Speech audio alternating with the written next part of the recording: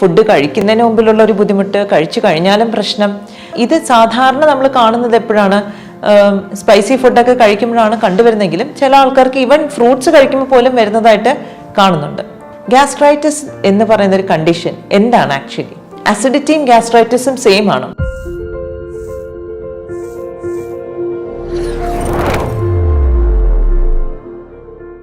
Hello friends, ഞാൻ doctor തൃഷ്ണ, സമത്വം വെൽനസിൻ്റെ chief ഫിസിഷ്യനും medical ഡയറക്ടറും, ട്രിവാൻഡ്രം. ഈ പുളിച്ചു തേട്ടുന്നു എന്ന് പറഞ്ഞൊരു പ്രശ്നം പലരെ അലട്ടുന്ന ഒരു കാര്യമാണ്. ഫുഡ് കഴിക്കുന്നതിന് മുമ്പിലുള്ള ഒരു ബുദ്ധിമുട്ട്, കഴിച്ചു കഴിഞ്ഞാലും പ്രശ്നം. അപ്പോൾ ഇതെന്താണ്? ഇത് ശരിക്കും പറഞ്ഞാൽ ഗ്യാസ്ട്രൈറ്റിസിൻ്റെ ഒരു വളരെ കോമൺ സിംറ്റമാണ്. എന്താണ്? റിട്രോസ്റ്റേണൽ ബേൺസ്. അതായത് നമ്മൾ ഭക്ഷണം കഴിക്കുന്നതിന് മുമ്പേ നമുക്ക് തോന്നാം, കഴിച്ചും കഴിഞ്ഞിട്ട് തോന്നാം. രണ്ടവസ്ഥയിലും നമുക്ക് നെഞ്ചെരിച്ചിൽ പോലെ വരാം. അപ്പം ഇത് സാധാരണ നമ്മൾ കാണുന്നത് എപ്പോഴാണ്? സ്പൈസി ഫുഡൊക്കെ കഴിക്കുമ്പോഴാണ് കണ്ടുവരുന്നെങ്കിലും ചില ആൾക്കാർക്ക് ഈവൻ ഫ്രൂട്ട്സ് കഴിക്കുമ്പോൾ പോലും വരുന്നതായിട്ട് കാണുന്നുണ്ട്. ഗ്യാസ്ട്രൈറ്റിസ് എന്ന് പറയുന്ന ഒരു കണ്ടീഷൻ എന്താണ് ആക്ച്വലി? അത് നമ്മുടെ വയറിനകത്ത് ഉള്ള ഇൻഫ്ലമേഷനാണ്. അസിഡിറ്റിയും ഗ്യാസ്ട്രൈറ്റിസും സെയിം ആണോ? അസിഡിറ്റി എന്ന് പറയുന്നത് ആസിഡ് സെക്രീഷൻ കൂടുന്നുണ്ട്. അപ്പോൾ അതുകൊണ്ട് ചിലപ്പോൾ നമുക്കൊരു അതിൻ്റെ ഒരു സിംറ്റമായിട്ട് പുളിച്ചു തികിട്ടലോ അല്ലെങ്കിൽ എന്താ പറയുക, ഒരു റിട്രോസ്റ്റേണൽ ബേൺസ്, നമുക്ക് നെഞ്ചരിച്ചിലായിട്ട് വരാം. പക്ഷേ GERD, gastro oesophageal reflux disease എന്ന് പറയുന്നത് നമ്മുടെ ഈ ഗ്യാസ്ട്രിക് സെക്രീഷൻ തികിട്ടി നമ്മുടെ ഈസോഫേഗസിൽ വരികയും അതുകൊണ്ട് വളരെയധികം അസ്വസ്ഥതയും ഉണ്ടാകുന്ന ഒരു കണ്ടീഷനാണ്. ഇത് എന്തുകൊണ്ടുണ്ടാകുന്നു? രണ്ട് കാര്യങ്ങൾ ഇവിടെ സംഭവിക്കാം. ഒന്ന്, നമ്മുടെ സ്ഫിങ്ക്റ്റർ മസിൽസ്, അതായത് ഈസോഫേഗസിനെയും സ്റ്റമക്കിനെയും ഇടയ്ക്കുള്ള ഒരു മസിലുണ്ട്, അതിൻ്റെ ഫംഗ്ഷൻ നോർമലായിട്ട് നടക്കുന്നില്ലെങ്കിൽ ഇത് പുളിച്ച് തികട്ടി വരാം. പിന്നെ ചില ആൾക്കാർക്കെങ്കിലും ഒരു സ്വഭാവമുണ്ട്, ഭക്ഷണം കഴിച്ചു കഴിഞ്ഞാൽ ഉടനെ മലന്ന് കിടക്കും. അത് ഒട്ടും പറ്റില്ല. കാരണം മലന്ന് കിടക്കുമ്പോൾ നാച്ചുറലി ഈ മസിൽസ് റിലാക്സ്ഡ് ആവും, പുളിച്ച് അല്ലെങ്കിൽ തികട്ടി വരാനുള്ള ചാൻസസ് കൂടുതലാണ്. അപ്പം ഗ്യാസ്ട്രൈറ്റിസിന് നമുക്ക് വീട്ടിൽ ചെയ്യാൻ പറ്റുന്ന കാര്യങ്ങൾ എന്താണ്? ഫസ്റ്റ് തിങ് തന്നെ ഈ പറഞ്ഞ കണക്ക് നമ്മൾ വയറ് കഴിക്കുമ്പം നമ്മൾ വയറ് നിറച്ച് കഴിക്കണ്ട. നമ്മളൊരു ഹാഫ് ക്വാണ്ടിറ്റി, അതായത് നമ്മുടെ വയറ് പകുതി നിറയുന്നവരെ കഴിക്കുക. പിന്നെ ഒരു 1/4 നമ്മൾ വെള്ളത്തിന് വേണ്ടി സ്പേസ് ഇടുക. ഒരു 1/4 നമ്മൾ കാറ്റ്, അതായത് ഈ ഫുഡിൻ്റെ ഡൈജഷൻ നടക്കാൻ വേണ്ടിയിട്ട് കുറച്ച് സ്പേസ് ഇടുക. അപ്പം സാധാരണ നമുക്ക് എന്താ പറ്റും? നമ്മൾ വയറ് നിറച്ച് കഴിച്ചാലും നമുക്കൊരു സെറ്റൈറ്റി ഫീലിംഗ്, നമ്മൾ കഴിച്ചു എന്നൊരു ഫീലിംഗ് വരുള്ളൂ. അത് നമ്മുടെ ഒരു ടെൻഡൻസിയാണ്. കാരണം ഈ വയറെന്ന് പറയുന്നത് ഒരു മസ്കുലർ ഓർഗനാണ്, ഒരു J-ഷേപ്പ് മസ്കുലർ ഓർഗൻ. അപ്പോൾ അത് എത്ര വികസിക്കാൻ പറ്റുന്നോ അതിന് വികസിക്കാൻ പറ്റും. പക്ഷെ നമുക്ക് വേണ്ടത് എന്താണ്? ഇത് വികസിപ്പിക്കുക എന്നുള്ളതാണ്. ഇതിൽ ആവശ്യത്തിന് നിറഞ്ഞാൽ മതി. ഡൈജഷൻ പ്രോപ്പറായിട്ട് നടക്കണം എന്നുള്ളതാണ്. നമ്മൾ കഴിക്കുന്ന ഭക്ഷണം അത്യാവശ്യം ഈ നമ്മുടെ ആസിഡിൻ്റെ കൂട്ടത്തിൽ മിക്സായി അതിലെ ഡൈജഷൻ പ്രോപ്പറായിട്ട് നടക്കണം. മാക്രോ ന്യൂട്രിയൻസ്, അതായത് കാർബോഹൈഡ്രേറ്റ് ആയിക്കോട്ടെ, ഫാറ്റ് ആയിക്കോട്ടെ, പ്രോട്ടീൻ ആയിക്കോട്ടെ, ഇതെല്ലാം ഡൈജസ്റ്റ് ചെയ്ത് നമുക്ക് ശരീരത്തിലേക്ക് വലിച്ചെടുക്കാൻ സാധിക്കണം എന്നുള്ളതാണ്. അപ്പം ഗ്യാസ്ട്രൈറ്റിസിൻ്റെ ഈ പറഞ്ഞ കണക്ക് നമ്മുടെ ഒരു പോസ്ചർ നമുക്ക് ഇമ്പോർട്ടൻ്റ് കാര്യം. ചില ആൾക്കാരുണ്ട് ഫുഡ് കഴിച്ച ഉടനെ മുമ്പോട്ട് കുനിയുന്നത്. ഇതിൻ്റെ ഒന്നും ആവശ്യമില്ല. പണ്ടത്തെ ആൾക്കാരൊക്കെ ഓർമ്മയില്ല, ഉച്ചയ്ക്ക് ഊണ് കഴിഞ്ഞാൽ കാലൊക്കെ നീട്ടി ചാരി കസേരയിലിരിക്കും. അപ്പം മലന്ന് കിടക്കണ്ട നമുക്ക്, പക്ഷേ ചാരിയൊക്കെ ഒന്ന് റിലാക്സ് ചെയ്യുന്നതുകൊണ്ട് കുഴപ്പമില്ല.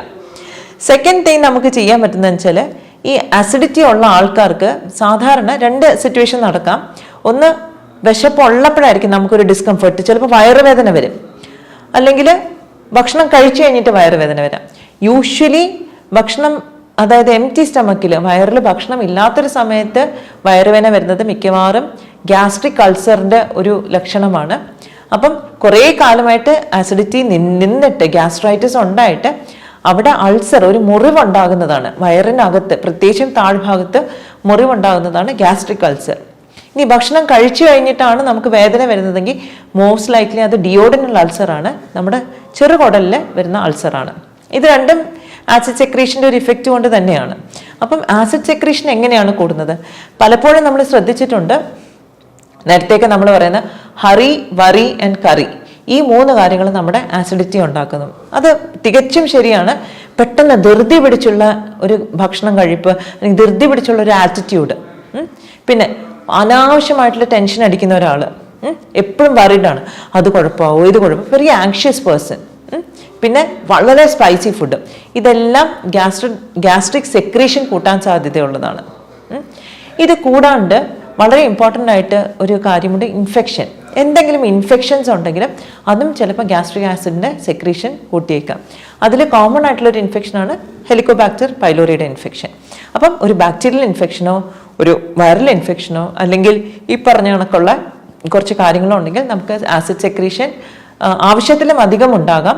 അത് നമുക്ക് ഇവൻച്വലി നമ്മുടെ വയറിനകത്ത് ഒരു മ്യൂക്കോസൽ ലെയർ ഉണ്ട്, ഒരു എന്താ നമുക്ക് വയറിൻ്റെ കോശങ്ങളെ ഡിസ്ട്രോയ് ചെയ്യാത്ത രീതിയിൽ ഒരു നല്ല ലൈനിങ് ഉണ്ട്. അതിൻ്റെ സെക്രീഷൻ കുറയുകയും അത് തകരാറിലാവുകയും ഈ ആസിഡ് കൂടുതലും സെൽസിനിടയിലേക്ക് പോയി അവിടെ ഒരു മുറിവ് അൾസറൊക്കെ ഫോം ചെയ്യാൻ സാധ്യതയുണ്ട്. അപ്പം ഇതിൽ നമ്മൾ ഏറ്റവും കൂടുതൽ ശ്രദ്ധിക്കേണ്ട കാര്യം എന്ന് വെച്ചാൽ ലോങ് ടേം ഗ്യാസ്ട്രൈറ്റിസ് ഉള്ളവർക്ക് അൾസർ വരാനും അത് പിന്നീട് ഒരു ക്യാൻസർ സ്റ്റമക് കാർസിനോമയിലേക്ക് പോകാനുള്ള ചാൻസസ് ഉണ്ട്. ഇതൊരു മുറിവാണ്, ആ മുറിവ് ഉണങ്ങാതെ അത് കൂടുതൽ ഡാമേജ് വന്ന് അത് ഒരു ക്യാൻസറസ് ആയിട്ട് മാറാനുള്ള സാധ്യതയുണ്ട്. അതുകൊണ്ട് തന്നെ it's very important that we correct this problem. അപ്പോൾ ഗ്യാസ്ട്രൈറ്റിസ് നമുക്ക് എങ്ങനെ കറക്റ്റ് ചെയ്യാം? ഇപ്പോൾ അൾസറൊക്കെ ആണെങ്കിൽ ഡെഫിനറ്റ്ലി നമുക്കൊരു തണുത്ത പുളിക്കാത്ത തൈരോ അല്ലെങ്കിൽ തണുത്ത പാലൊക്കെ കുടിച്ചു കഴിഞ്ഞാൽ നമുക്ക് ഉടനെ തന്നെ നമുക്കൊരു ഇൻസ്റ്റൻറ്റ് റിലീഫ് കിട്ടും. പക്ഷെ അത് മാത്രം മതിയോ? ഡെഫിനറ്റ്ലി പോരാ. നമ്മുടെ ഒരു കുമ്പളങ്ങ നീരൊക്കെ കുടിക്കുന്നത് നമ്മുടെ ഗ്യാസ്ട്രൈറ്റിസിനെ നമുക്ക് കൺട്രോൾ ചെയ്യാനായിട്ട് ഹെൽപ്പ് ചെയ്യും. പക്ഷെ ഇതിലെല്ലാത്തിലും ഞാൻ പ്രത്യേകം എടുത്തു പറയുന്നു, നമ്മളിപ്പോൾ എല്ലാ വയറിൻ്റെ ഡിസ്കംഫർട്ട് അല്ലെങ്കിൽ ഇൻഡൈജഷൻ നമുക്ക് ഗ്യാസ്ട്രൈറ്റിസ് ആണെന്ന് പറയാൻ പറ്റില്ല. ചിലതൊക്കെ ആസിഡ് സെക്രീഷൻ കുറവുള്ളതുണ്ട്. നമുക്ക് ഈ വയറ് വീർത്ത് കിട്ടുന്നതൊക്കെ ഒരു പക്ഷേ ഹൈപ്പോ ആസിഡിറ്റി ആയിരിക്കും, ആവശ്യത്തിന് ആസിഡ് ഇല്ലാത്തതിൻ്റെ ഒരു ലക്ഷണവും ആകാം. അപ്പോൾ അത് തിരിച്ചറിഞ്ഞിട്ട് വേണം നമ്മൾ എന്താണ് ചെയ്യേണ്ടതെന്ന് തീരുമാനിക്കാൻ. പിന്നെ ഇപ്പം നമ്മൾ സാധാരണ കറക്റ്റ് ടൈമിൽ ഫുഡ് കഴിക്കുക, അത് ഇമ്പോർട്ടൻ്റ് ആണ്. പക്ഷെ അഥവാ നമുക്ക് കഴിക്കാൻ പറ്റുന്നില്ലെങ്കിൽ നമുക്ക് നല്ല തണുത്ത വെള്ളം സിപ്പ് ചെയ്യുന്നത് നമുക്ക് ഈ അസിഡിറ്റിയുടെ സിംറ്റംസ് കുറയ്ക്കാനായിട്ട് നമ്മളെ ഹെൽപ്പ് ചെയ്യും. ഇത് വളരെ സിമ്പിളാണ്. ആസിഡ് എന്ന് പറഞ്ഞാൽ ഭയങ്കര തിളയ്ക്കുന്ന ഒരു ദ്രാവകമാണ്. അതിൻ്റെ പുറത്തൊരു തണുത്ത വെള്ളം ഒഴിച്ച് കഴിയുമ്പോൾ നാച്ചുറലി ഇറ്റ് വിൽ ഗെറ്റ് സബ്സൈഡഡ്. പിന്നെ പഴം ബേസ്ഡ് ആയിട്ടുള്ള മിൽക്ക് ഷേക്സും അതൊക്കെ കഴിക്കുന്നത് നമ്മുടെ അസിഡിറ്റി കുറയ്ക്കാനായിട്ട് നമ്മളെ സഹായിക്കും. റോബസ്റ്റ പഴമൊക്കെ അതിന് വളരെ നല്ലതാണ്. പക്ഷേ if there is an underlying bacterial infection എന്തെങ്കിലും ഉണ്ടെങ്കിൽ ഡെഫിനറ്റ്ലി ആ ഇൻഫെക്ഷനെ നമ്മൾ ആദ്യം ട്രീറ്റ് ചെയ്യണം. എന്നിട്ട് വേണം നമ്മൾ ബാക്കി, അതാണ് അതിൻ്റെ മെയിൻ കോസ്. അപ്പോൾ അതിനെ കറക്റ്റ് ചെയ്യുമ്പോൾ തന്നെ നമുക്ക് ഗ്യാസ്ട്രൈറ്റിസിൻ്റെ സിംറ്റംസ് കുറയും. ബാക്കി പിന്നെ നമുക്ക് ആസിഡ് സെക്രീഷൻ ബാലൻസ് ചെയ്യാനും മ്യൂക്കോസൽ ലൈനിങ് നമുക്ക് പ്രോപ്പർ ആക്കാനും നമുക്ക് ബാക്കി കാര്യങ്ങൾ ചെയ്യാനായിട്ട് പറ്റും.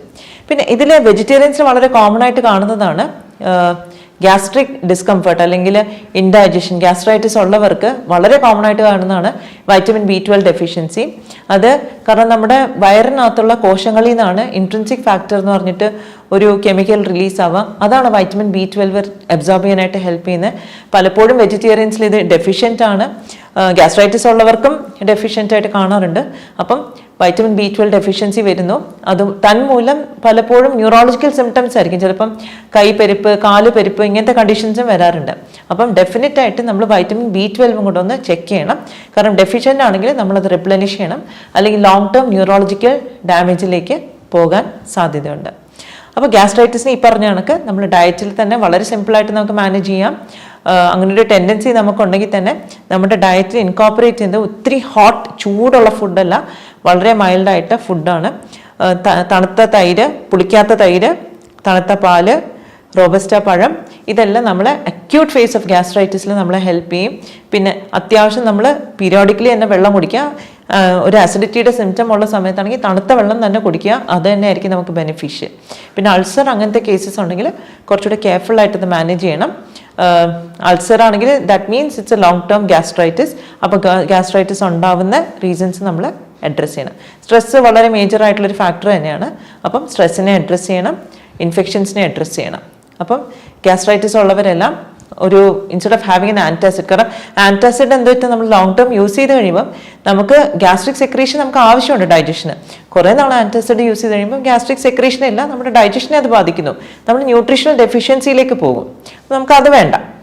നാച്ചുറലായിട്ട് കുറച്ച് ആൻറ്റാസിഡ്സ് ഒക്കെ നമുക്ക് വേണമെങ്കിൽ യൂസ് ചെയ്യാം, ലൈക്ക് കുമ്പളങ്ങയോ എന്തെങ്കിലും. പക്ഷെ അതൊക്കെ ഒരു ഷോർട്ട് ടേം പീരീഡിന്. ലോങ് ടേം ആയിട്ട് എന്തുകൊണ്ടാണ് നമ്മൾ ഈ ഗ്യാസ്ട്രൈറ്റിസ് ഉണ്ടാകുന്നത് നമ്മളത് ക്ലിയർ ചെയ്ത് പോകുന്നതായിരിക്കും എപ്പോഴും നല്ലത്.